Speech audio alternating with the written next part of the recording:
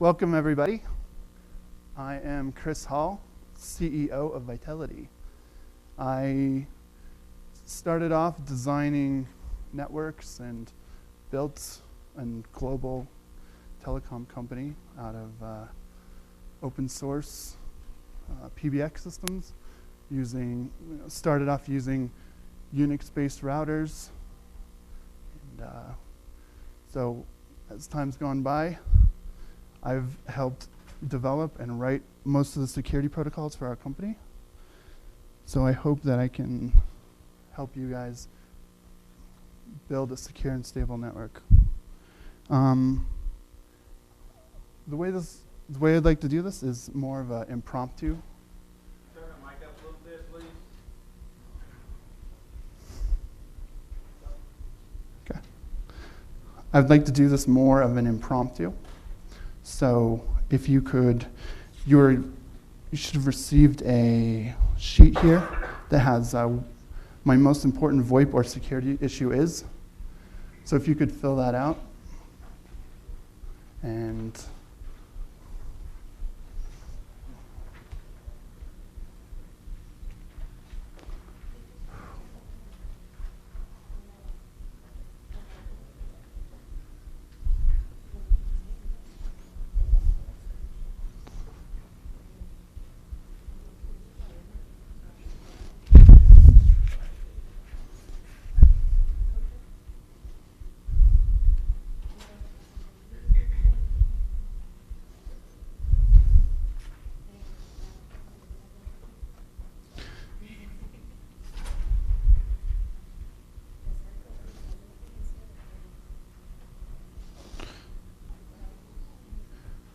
so this breakout is focused on VoIP security and network security. If you're here, it's because you've had security issues or are foreseeing that you will have security issues. Does anyone... Sorry, this is a much bigger group than I expected. So you'll just have to give me a sec here. All right. Does anyone have a question they'd like to ask? Anything that is impending issue for them that someone want to answer question one or ask? The most important issues in the company was the human errors in ACLs, weak passwords, or firewall policies that you change to do something and you forget to return it. You see the next week some people try to enter to DDS. So you're saying your biggest problem is human error? Yeah. Yeah, we host over 1,000 of our customers inside of our data center. So every day, one of them is getting hacked some way or another. And I think, and what he's saying is probably the biggest security issue is that people will use usernames that have numbers in them or passwords that are the same as the usernames, the really simple stuff. But what's really interesting is that these scanners and hackers, as time goes by, they're getting very, very intelligent. They're using rainbow lists. They're using, more than just most common passwords, and they're targeting SIP servers all across our network. So I think that's the number one thing, is exactly what you said. And most of the losses from our customers ends up in the thousands of dollars. So they'll hack a server, take it over, or get a SIP account, and you spend, thousands and thousands of dollars sending calls to Cuba or, the premium rate centers in the Dominican Republic, things like that. So, anybody else? Out of all your available open source tools like VLANs and things like that for preventing access, what's your favorite? Well, fail to ban does do the job, but what that? It's reactive? Yeah, it's reactive. So what I suggest to my customers who co-locate with us is that they use IP table rules that filter the stuff before it even comes in. There's actually about 10 or 20 very simple rules you can add, like filtering friendly scanner or filtering username : your name. Ironically, most of the scanners out there are just crackers who download free software. So you can clear up 99.9% of your issues just by adding 10 or 20 IP table rules, which I'll hand out my card. So if anyone wants to email me and get a list of the IP table rules, I'm happy to give it to you. Huh? Yes. We think it's important to get measurements to protect the signaling information, for example, as DDWRT, board as STP information to open the MediaStream, and to protect the MediaStream information, for example. Okay. So what specifically is the question? For example, if you as a sniffer and get information of the packets of signal, you can know what port are you using, what DDWRT digits can be present, for example, and other information related to the caller ID, for example. Is there any possibility to protect this information? So in your specific case, which, if I'm hearing you right, is protecting the information against sniffers. So as many of us are public internet providers or public SIP providers, there's only going to be so much you can do.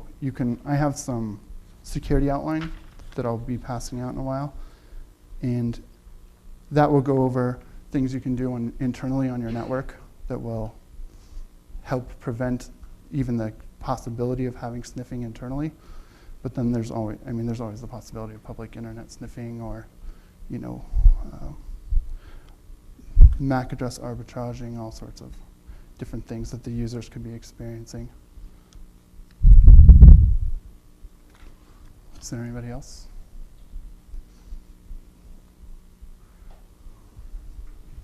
One of the things we struggle with is customers who have premise-based PBX who want to have remote homes, and those folks travel, have dynamic IP addresses, that kind of stuff.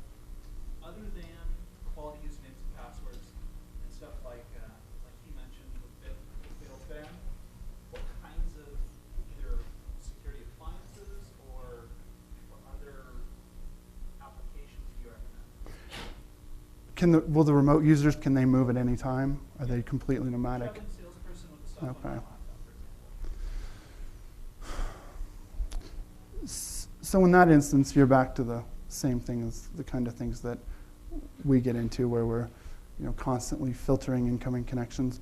One thing that we did is we have like a whitelist blacklist policy, and we use one list. We use the blacklist to filter anybody we don't think is an actual user. And one of the ways we do that is by using Snort. We just mirror everything over to a Snort machine, and then we set up some rules in there. And when the rules kick in, it automatically sends a route change to the core router, and then the core router adds an ACL in the policy-based route. So what happens is as soon as it finds somebody it doesn't like, it'll immediately blacklist them within a second. So that mitigates most issues like that.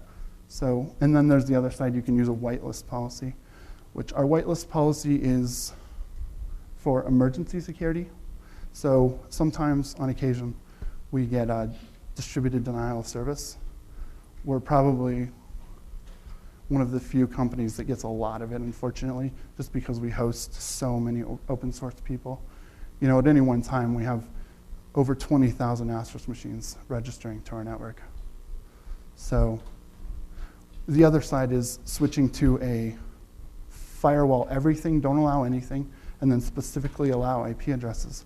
And what you can do is allow the IP addresses in that actually talk like a regular SIP device would. So when a SIP device sends its first register, your network knows to ignore it. When it sends the second register in the SIP, in the RFC incremental time, you know that this device is acting like a regular device. So then you can whitelist it. So when we're undergoing distributed denial of service, which is about once a month now, that's exactly what we do. We just switch over to a whitelist, and new users, the people that travel and switch over, for that, 5 or 10 seconds, they can't connect, but then magically it starts working once they're whitelisted. Does anybody else have any questions? Sure. I have a telephony box with a SIP, and the vendor is adamant that I use an SBC or back-to-back user agent. I'm convinced it's because the SIP stack on this box is pretty fragile. And so I'm just curious if you could give us some thoughts about back-to-back user agents, SBC, enforcement of the RFC. And then another question would be, the SIP registrations are obviously clear, but if we encrypt the SIP session, now we have a big NAT issue. Do you have any thoughts on that? Okay. Let's go with the first question first. Sure, no problem. Okay. Okay, so the encryption side of things, the only encryption we do is over VPN. We don't mess with any TLS. It's all any attempts we've made to actually try to mass use that have failed miserably just because of configuration. And the great thing about standards is that there's so many to choose from. So, does anyone know? Does everyone know who the IETF is? Yep. Okay. So at Vitelity, we call them the Internet Engineering Total Failure. Is anyone in here from the IETF?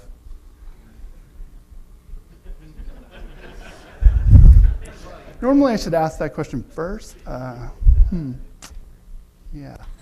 Okay, so I think the biggest problem with SIP is that it's, obviously, most of you know, it's not being used what it was intended to be used for.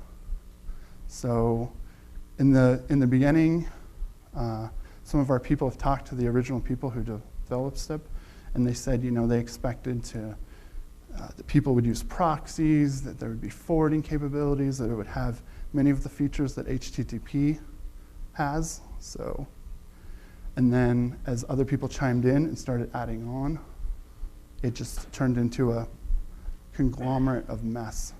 So now several companies like Sonos take it upon themselves to ignore the RFC.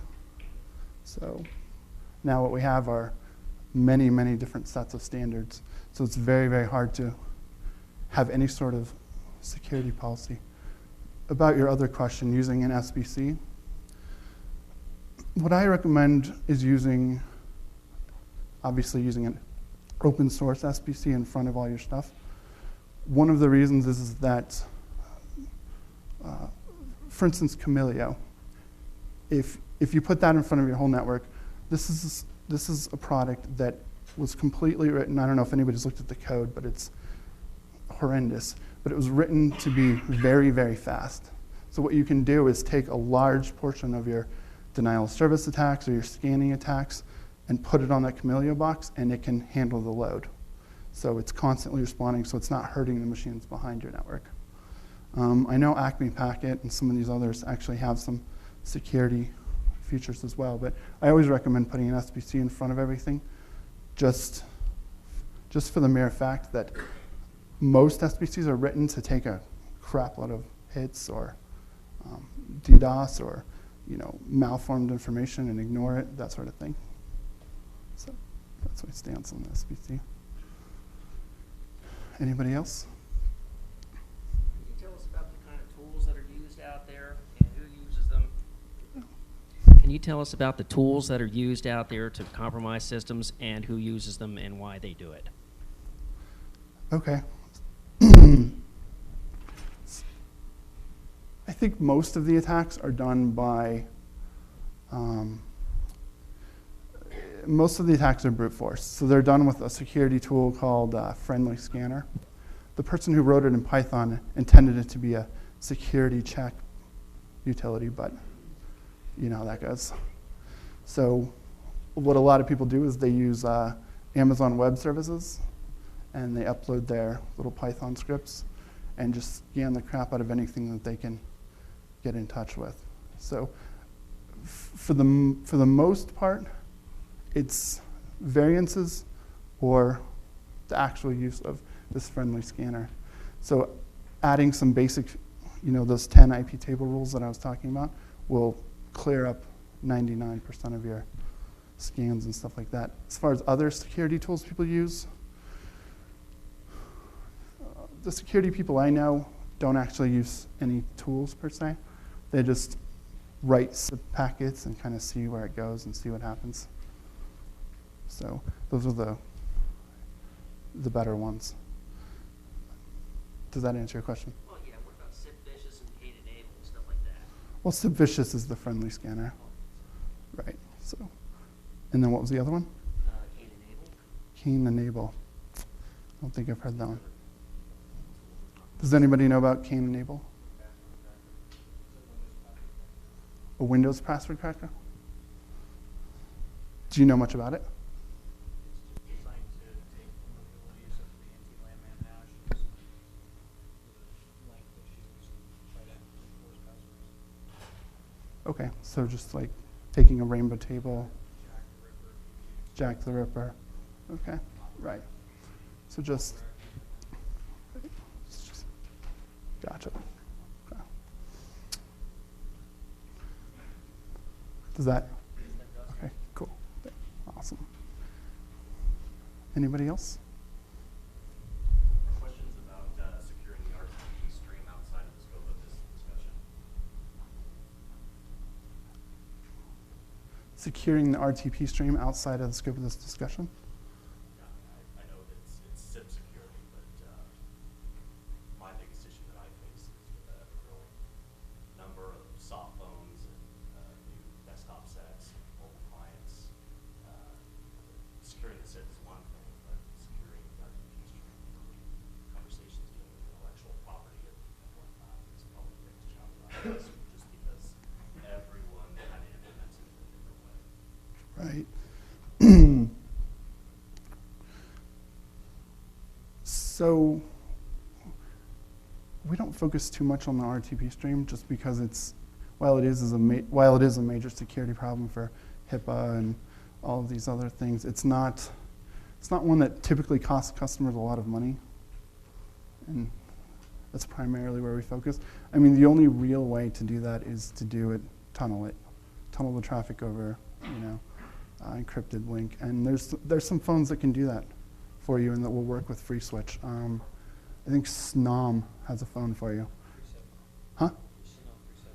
The SNOM 370. You can actually just set those up. You can have them VPN. I believe you can VPN those to pfSense. Have you heard of that? I have. Okay. So for those of you who don't know, pfSense is just a open source FreeBSD. You're back to a standards thing. If you get one phone and you get your product and you get your server, and you do a lot of testing, then sure. But what we found is the best thing to do is just VPN it, because there's always something.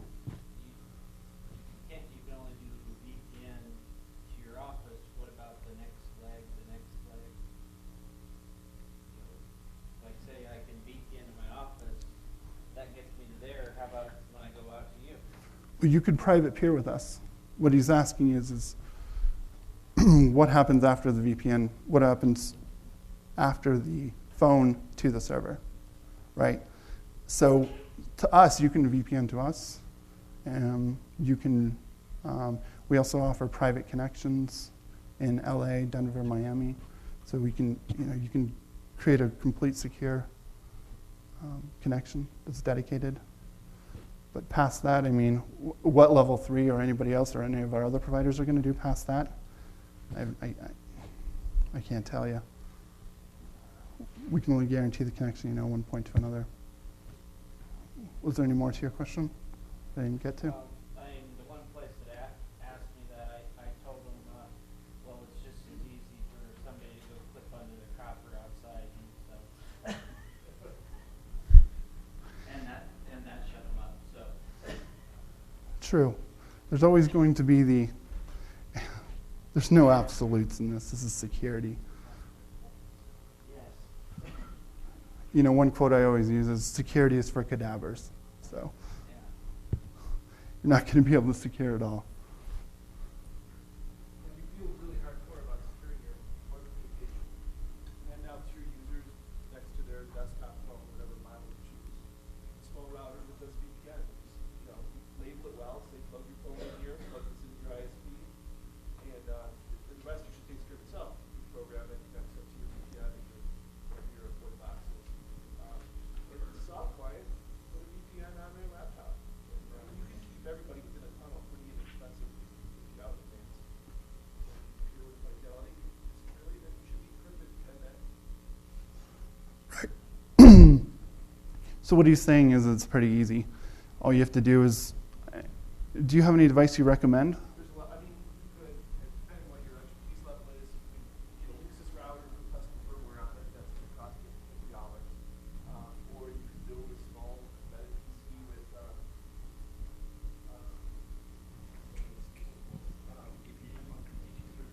Yeah. So I mean, there's lots of distributions out there. pfSense is one, but there's a whole bunch that you can make pretty much a home router out of Linux distributions that create VPN tunnels. And to the end user, they're really pretty simple. They plug them in, they turn them on, tell them to wait 60 seconds. It's going to create the tunnel. And they're going to get an end-to-end encryption. And that way you can use Polycom phones, you could do remote provisioning, because you're giving them a router, you're actually adding them to your network, as if they're, depending how your firewall rules are set up, as if they're local, and you can TFTP them down their config files. They could actually set up 20 phones on the other end if they put a switch on it. But if it's upper management, if it's somebody who's really secure about it, it's just a couple devices they plug in, and usually a desktop phone doesn't move around that much. A soft phone does, and then you just use your VPN, your Juniper, your Cisco, your whomever. So what he's recommended for the VPN product, or for doing VPN, is simply just buying a $50 Linksys router, hacking it, and installing VPN software on it, and having it connect to pfSense box on the other side. Does anyone have any questions on how they might go about doing that, or anything I can help with? She can actually, sorry, I don't want to cut you off. She can actually, head of microphones. head of microphones, exactly.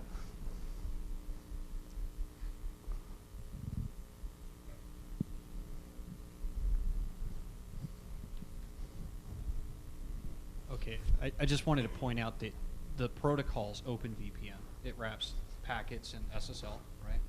And it uses UDP because it doesn't make sense to wrap TCP inside of TCP, because then you have dual redundancy to your error checking. And because you connect with OpenVPN, it dumbs everything down to a single UDP port. And because it's a single UDP port, it's really trivial to do port address translation to go from the publicly routable IP address to an OpenVPN server on your PBX or whatnot. And then the phone that we use is the Snom 370, and it has an OpenVPN client on it. And when the phone brings up the VPN, it spools up a keep alive, and that solves all the NAT issues on the remote customer end, because the VPN is always continually up because of the keep alive, and that solves the problem of pushing a call to the phone. Got it. Got it. Actually, just hand it to her. Okay, so I don't know if everybody heard that, but I think what you're suggesting is the Snom 370, some sort of open VPN-based phone. It's a lot more convenient than IP7. Right, Because that's another standard parallel. right. So Snom phone connected to another open source open VPN, and then proper routing to get to your network. And that solves all of your in-the-middle problems.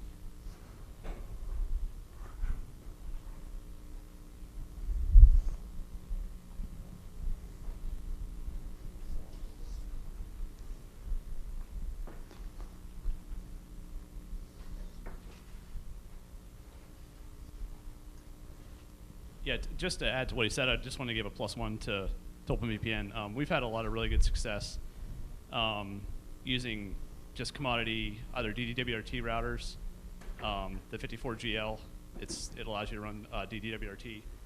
Also, Foxconn makes some really good small embedded PCs, and we've used those to run Viata. And Viata has an open source version of their product. They do have a commercial version. As soon as you sign up, they'll try to sell you on that pretty hard. But it's a really nice product. It allows you to do QoS on your network. You can't control it coming in, but you can also do some really neat things like connect up cable and DSL, put your voice on a DSL, which is not shared bandwidth. And then if one of your connections goes down, fail everything over to the other connection. So we use that. We actually have a lodging business. It's over 4 states. The Viata boxes connect back, and then you don't have all those open ports. So you can do your file sharing, you can do terminal services, all those things that you really don't want to have open to the outside. It's now all over the VPN. And there's a great OpenVPN GUI, works very well on Windows, XP or 7. Again, it's free open source stuff, works really well. Awesome, thank you for that.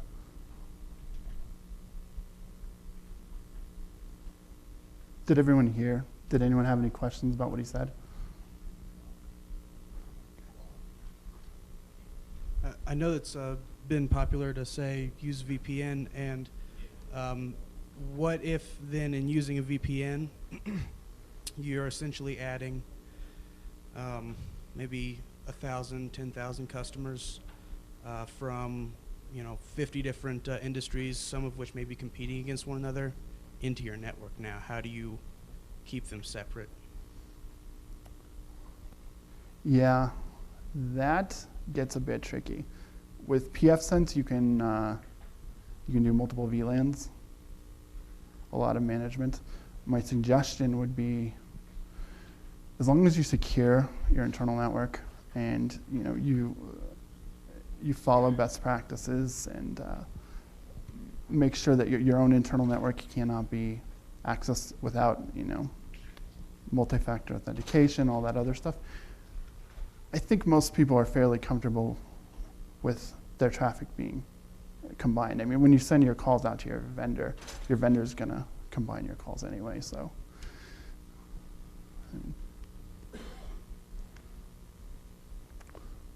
Anybody else?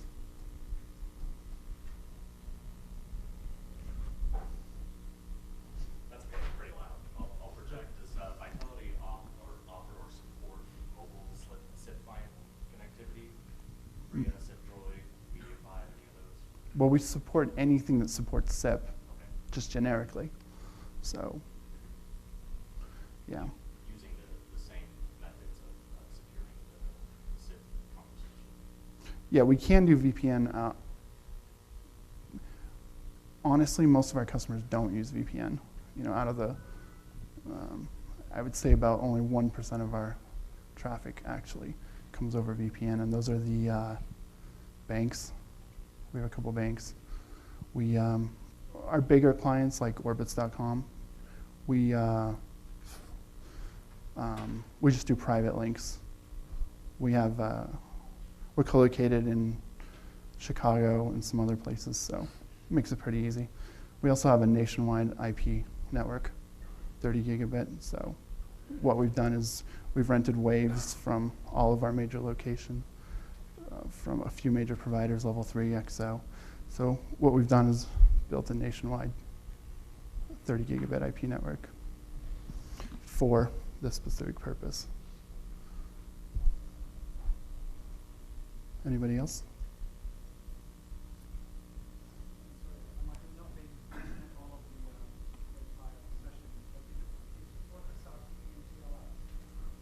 Do we support what? TLS and SRTP, secure SIP. We don't do any TLS pretty much, just for the fact that we keep running into, anytime we tried to do a test run, it just didn't work out right. It's, like I said about standards, there's so many different. It's hard to 5 minutes. Anybody have any major security issues that they've encountered that they'd like to talk about? Something that I can help solve related to that. So, Global Crossing is my main provider, and when I asked them about authentication, Global Crossing is my main carrier, and so when I asked them about authentication as we were setting up a SIP trunk, they said, we don't support authentication. We don't do shared secrets. We don't do anything like that.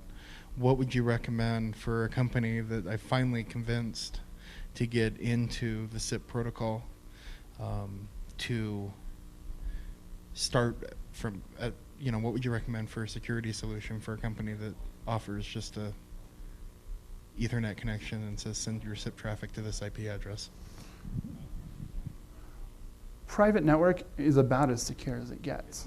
It's not private. It's for Global Crossing? Yeah, it's Global Crossing came in and said, okay, send your IP traffic to this IP address, or your SIP traffic to this IP address. And we don't support authentication, so don't put it into your asterisk box. There's a company, I'm trying to think of their name. There's a bunch of Global Crossing resellers. So what I would suggest in this case is what we do with all of our SIP providers is we just get a direct link to them. So if you buy IP from a reseller, they'll give you a direct link to Global Crossing, and then just run the traffic over their own network, and that's about as secure as it gets. That's what I suggest. Any other major issues I can help anybody with? I've seen it all. We're constantly dealing with all sorts of different security issues. One of my good friends is one of the top security people in the country. He runs a DDoS mitigation company. This is the person that filters 60 gigs per second. He's a direct competitor to Akamai. So, What's your biggest concern? My biggest concern? That's a good question.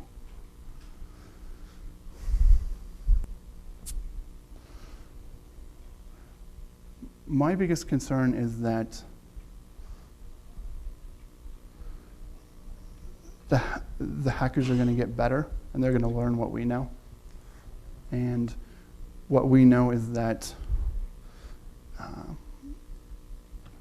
a lot of these open source and closed source systems have a lot of security vulnerabilities. And as hackers get better and better and better, and start actually reading the RFC and realizing that why should point A that's talking to point B be able to talk to point C, and realize that they can exploit that simply by writing some UDP packets that pretend to come from A and go to C during a call, all these sorts of things. My fear is that they're going to start realizing this, and then security is going to be a really major issue. And because SIP wasn't designed for this, as time goes by, it's going to cost people more than what it's costing them now, more than the millions of dollars. I think I probably have time for one more. So along those lines, and you know there's vulnerabilities in SIP, do you see a future for SIP, or is Vitelity at some point in the future just going to offer VPN termination with SIP on board, and you're going to stop, direct connections with SIP? That's a good question. I think that at some point, everything's going to have to be some sort of VPN or some sort of some sort of real one standard that everybody uses on SIP, not Sonis's standard and then Acme's standard, everybody else's standard. So yeah, I think at some point it's all going to have to be over VPN or some expansion of TLS or something that actually works instead of what's going on now. I think that concludes us. IPv6 and IPv6 built into it as a standard. That may be part of the solution. Well, I'm not totally confident that IPv6 is going to be, It ain't gonna be here tomorrow, but Yeah, you see companies like AT&T buying other companies just for their /8s, just for their millions of IP addresses. When you see a lot of that, that should concern you that a lot of people are thinking that it's not going to go as smooth. Okay. Huh?